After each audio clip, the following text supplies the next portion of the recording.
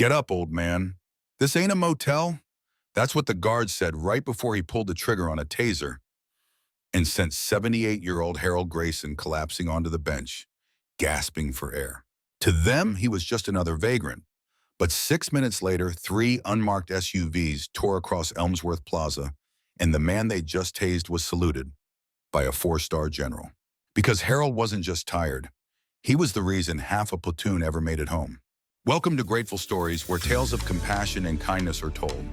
Let's uncover what really happened. The wind tugged at the American flag outside Elmsworth City Hall, snapping it sharply against the pole.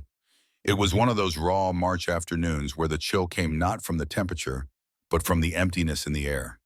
People passed through the plaza like clockwork, city workers in pressed shirts, young mothers pushing strollers, a man on a Bluetooth headset pacing near the fountain. And near the base of that fluttering flag, on a worn wooden bench just a few feet from the building's stone steps, sat Harold Grayson. He wasn't there to make a scene. He wasn't there to cause trouble. He was there because he was tired. Harold was 78 years old. His back ached from the 3-hour bus ride that brought him in from the outskirts of Staunton. His feet were swollen from walking too long on a pair of shoes he couldn't quite afford to replace. His shoulders sagged, not from weakness, but from the kind of weight you carry when you've lived too long with names you no longer speak out loud. He wore an old field jacket, olive green, frayed at the sleeves. A simple rucksack rested at his feet. The canvas was patched in 3 places, the zipper caught halfway, and inside it, packed neatly, a Bible, a pair of thick socks, a peanut butter sandwich, and a coin. The appointment with the VA office upstairs wasn't for another 45 minutes. So Harold sat, quietly, legs stretched out in front of him, palms resting on his knees, eyes closed not in sleep, but in stillness. The kind soldiers learn in cold foxholes, when silence means survival. To most people walking past, he looked like a nobody. To 2 men walking out of the front entrance, he looked like a problem. Ryan Bishop, 28, wore his security uniform like a costume. Shirt tucked too tight, aviator sunglasses even though the sun was behind clouds. He had a badge, a belt, and just enough authority to make it dangerous. Behind him was Cody, 2 years younger, 1 rank lower, and twice as unsure of himself. "Hey," Ryan muttered, nudging Cody as they stepped onto the concrete landing. You see that Cody followed his line of sight, the old man on the bench. Eyes closed, unmoving. "Looks like he's sleeping," Cody said. Ryan scoffed. "This ain't a motel." He took a few steps forward, boots clapping on the pavement. His voice rose not loud enough to attract attention, but sharp enough to cut through the quiet. "Hey, wake up, old man. No loitering." Harold stirred slightly. One eye opened, then the other. He blinked, confused, as if the world had shifted under his feet while he was still catching his breath. "Just resting," he said, voice hoarse. "I have a VA appointment at..." Ryan didn't wait. He reached for the taser on his belt. Click. The sound was mechanical, hollow, unforgiving. Cody hesitated. Ryan, maybe we just ask him to move." But it was too late. The metal prongs struck Harold's side. The jolt hit him like lightning. His body arched, shook violently, then crumpled forward onto the bench. His rucksack fell to the ground. His fingers clawed at the wood as he gasped for air, the pain spreading like fire through every nerve in his chest. People turned. Some froze. Others pulled out their phones. But nobody moved. Ryan holstered the taser with a flick. "I said move, didn't I?" Harold wheezed, trying to sit upright. His face pale, his breathing shallow. His hands shook not from fear, but from memory, because this wasn't the first time he'd been hit, but it was the first time it had come from his own country. Across the courtyard, sitting on a low stone bench beside the Veterans Memorial, Mr. Samuel Ellison lowered his newspaper. He was 73, a retired high school history teacher. His knees didn't bend the way they used to, but his mind still sharp. He had been watching the old man since he sat down, had noticed the careful way he folded his jacket, the way he scanned the perimeter instinctively.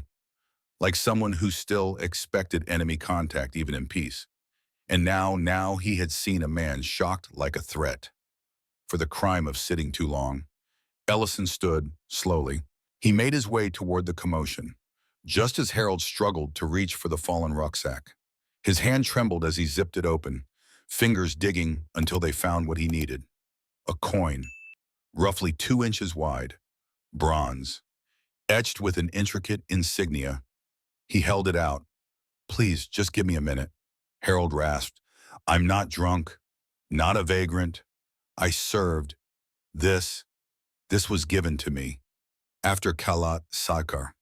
Ryan squinted. Kalat, what Harold swallowed hard. General Armitage. Task Force Omega. Ellison froze in place. His pulse kicked. He knew that name. Not from lectures, not from textbooks, but from the pages of declassified documents he had pored over in his post-retirement years, from whispered citations and footnotes, from the symbol now gleaming faintly in Harold's trembling hand. A downward sword wrapped in an omega. Ellison had read about that coin in a Pentagon case study. No one outside of that unit was supposed to have one, which meant this wasn't just a homeless man. This was a man history had forgotten, and the guards had just tased him. Ellison stepped back, pulling out his phone with shaking hands. He scrolled to the contact. David Wexler, a former student, now working at the Department of Defense, Intelligence Division. He hit call. As the line rang, Ellison looked up and whispered under his breath, steady as he could, "Don't move, Sergeant. We're about to fix this." The coin glinted in the light, worn bronze, but unmistakable. Ryan held it between 2 fingers like a cheap souvenir. "What even is this?" he scoffed. "Bottle opener carnival token." Cody leaned over his shoulder, squinting at the engraving. "Looks like something you get for running a Tough Mudder," he joked. Harold sat slumped on the bench, one hand clutching his ribs, the other reaching out, slow and trembling. "That coin was given to me," he rasped, "by General Armitage, for what we did. At Kalat Sakar." Ryan snorted. "Sure it was. Grandpa, and I'm guessing the president gave you a parade after..." "Right." A small crowd had begun to form. Just a few at first. A woman with a stroller, pausing on the sidewalk.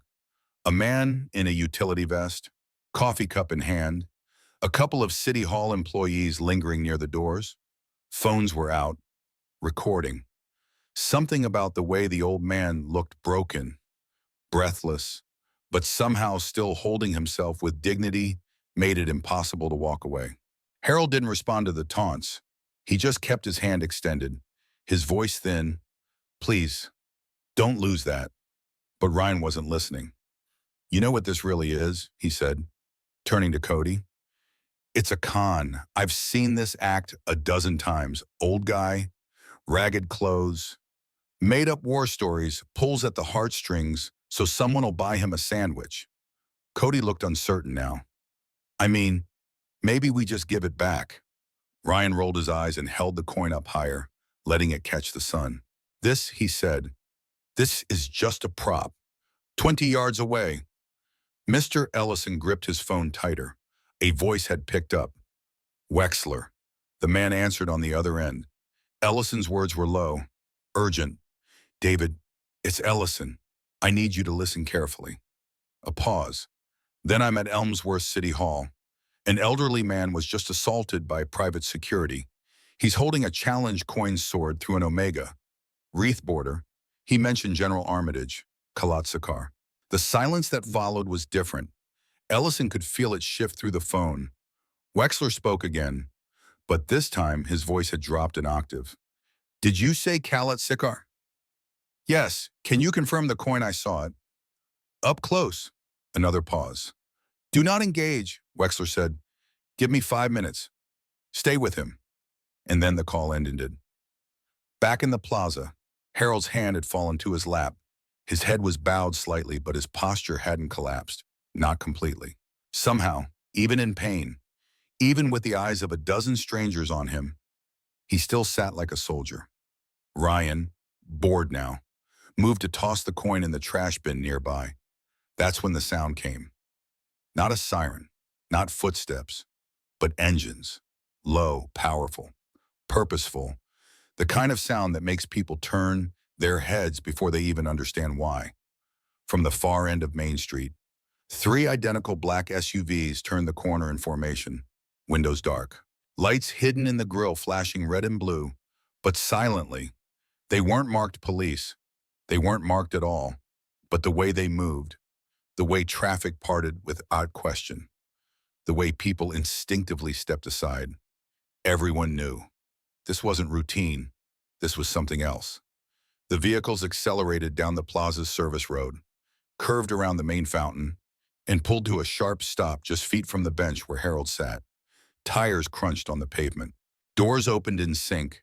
Out stepped six men, not officers, not local deputies. Suits, dark, fitted, eyes scanning. And from the rear SUV, a man emerged last. Broad shoulders, steel gray hair, four silver stars on each collar of his tailored coat. General Robert Wallace. The plaza fell utterly silent.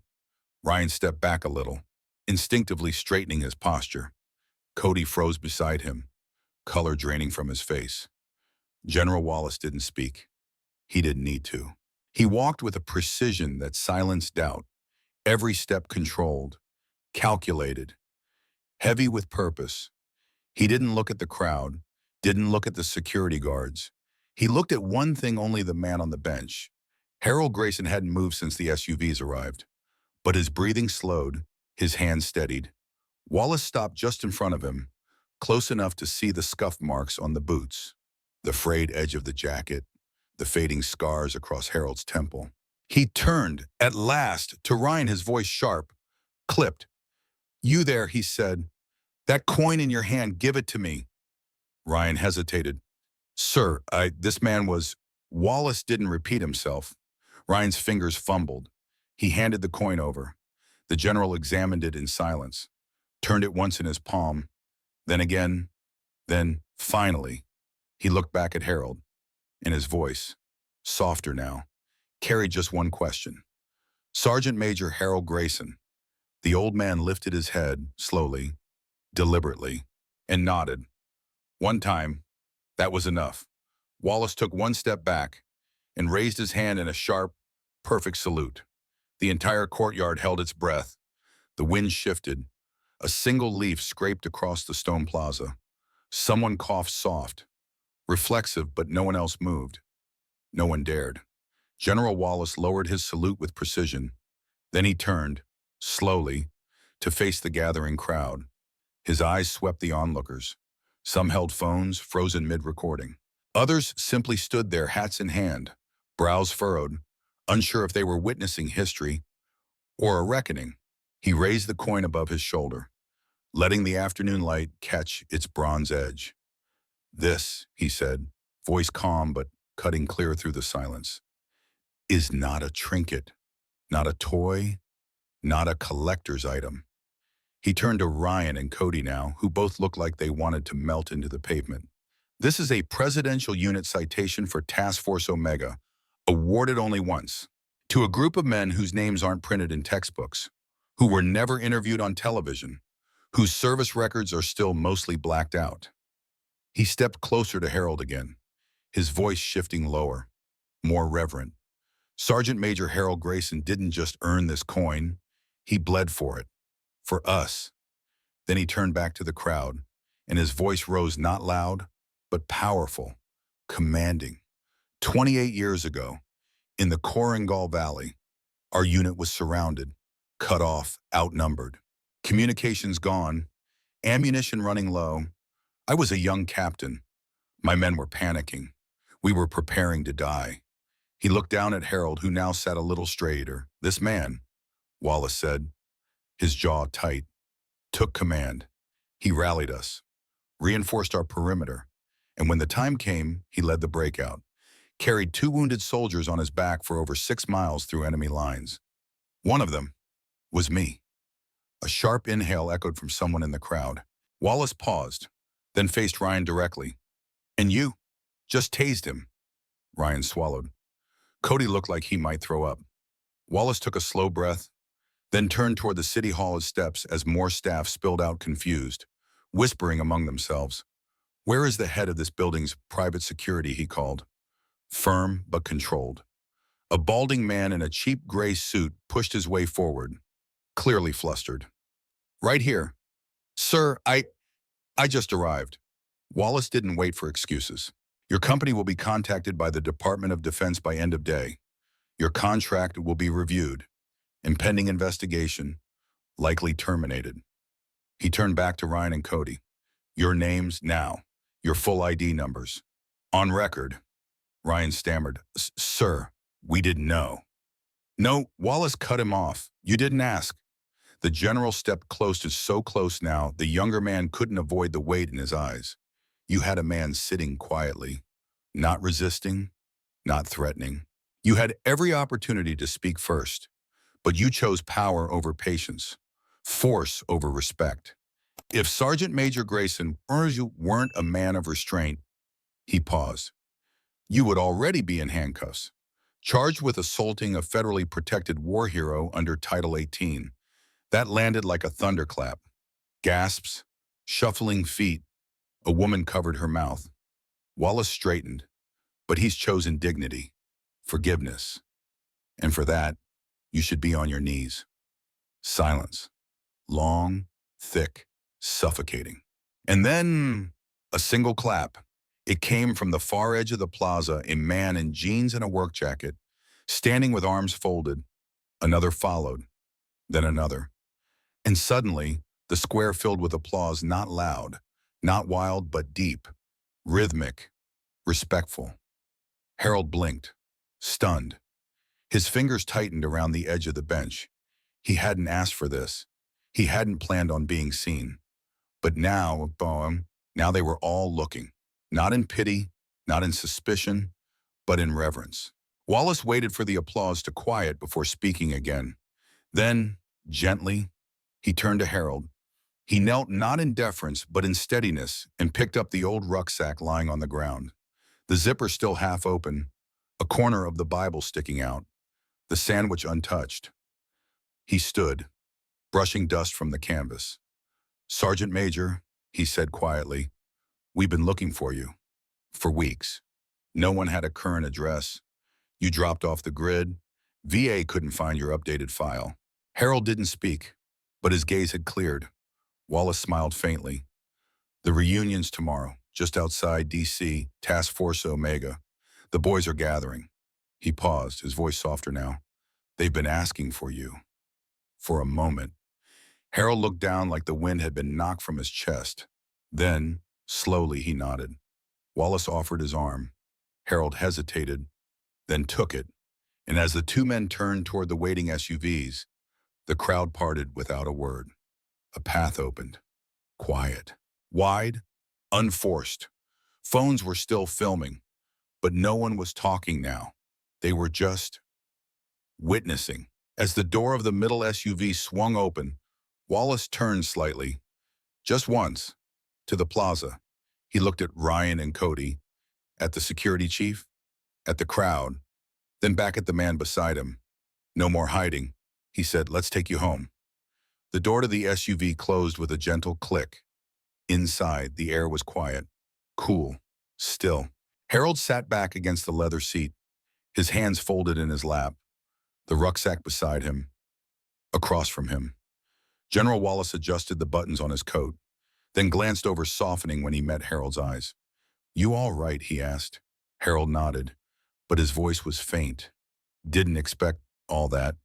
Wallace smiled slightly. Neither did Elmsworth. I imagined. The convoy pulled away from City Hall and merged onto the highway. The town faded behind them. The commotion, the cameras, the confrontation all left behind in that plaza where one old man had simply closed his eyes to rest. Now he was headed towards something else, something waiting.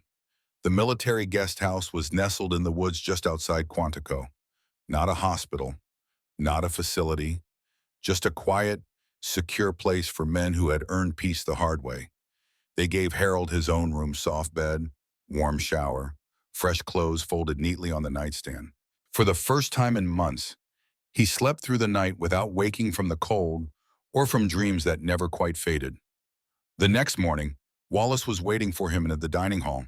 He stood when Harold entered, motioned him to the corner table, away from the bustle. "There's something I didn't get to tell you yesterday," the general said. "There's going to be a formal commendation ceremony next month. The Department of Defense is reopening certain records. Public recognition posthumous for some, of course. But for you, full honors." Harold's brow furrowed. "I didn't come for medals." Wallace nodded. "I know. That's why it matters." He paused, then added, "Today's not the official event. Today is just a reunion." The hall was quiet when they arrived, an old gymnasium repurposed into something sacred. Rows of folding chairs, a long table at the front with simple refreshments. No banners, no press, just men. Men with silver hair and canes. Men with prosthetic legs and stiff salutes. Men who had once stormed through mud and fire and silence together, now filing in one by one, glancing around the room like searching for ghosts. And then they saw him. Harold had barely taken 2 steps inside when the first voice cracked through the stillness. "No way!" A man in a brown leather jacket stepped forward, disbelief written all over his face. Grayson Harold froze. The man limped closer, his eyes glassy. "I thought you were gone, man."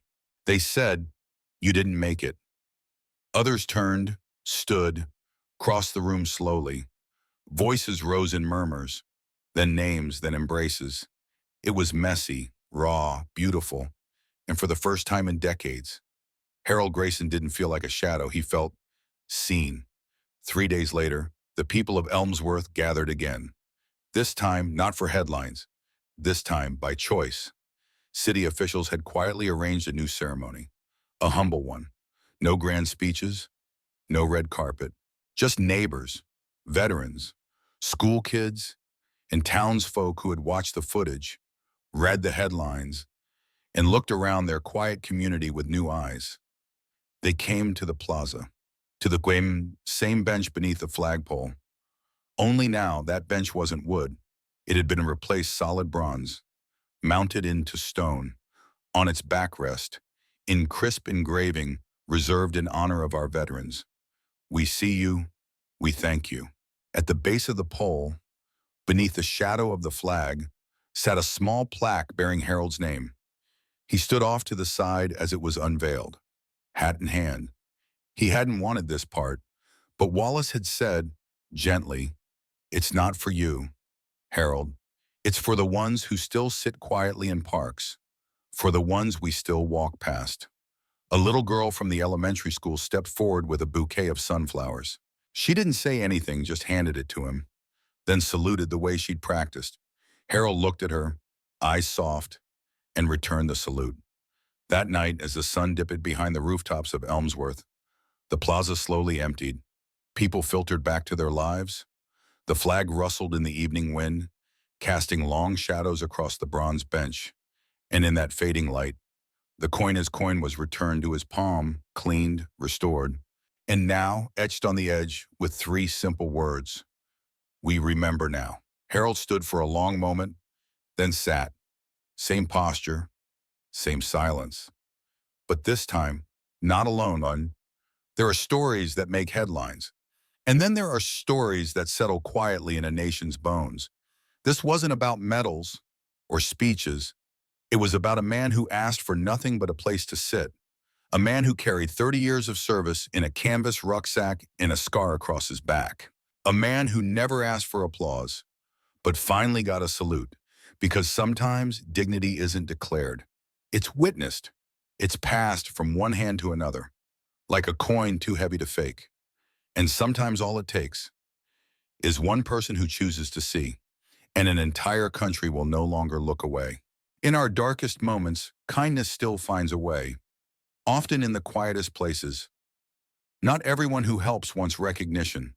Some just need to know that today, someone isn't going hungry. And sometimes, that alone is enough to change a life. You may forget the story, but if no one retells it, history stays silent forever. Subscribe to Grateful Stories, where justice is honored, kindness is remembered, and no act of quiet heroism is ever lost.